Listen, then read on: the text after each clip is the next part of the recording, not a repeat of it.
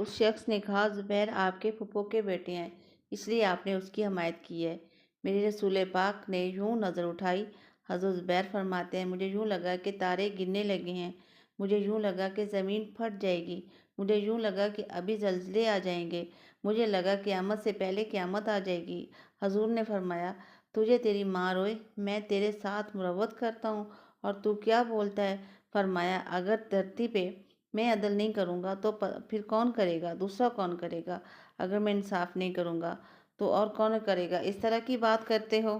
تو جب حضور نے جلال فرمایا تو قدموں سے لپٹ گیا۔ حضور، غلطی ہو گئی۔ حضرت زبیر فرماتے ہیں، قربان جو محبوب تیری شان پہ، ابھی جلال کے دائرے بہہ ہی رہے تھے، جلال کے دریا، اور ذرا وہ قدموں سے لگا تو آمنہ کے معصوم لال نے اٹھا کے سینے سے لگا لیا۔ فرمایا، میں سمجھاتا ہوں اور تم کیا کرتے ہو آگے سے؟ سبحان اللہ! میرے نبی کریم تو سب کے لیے برابر ہیں، رحمت للعالمین بن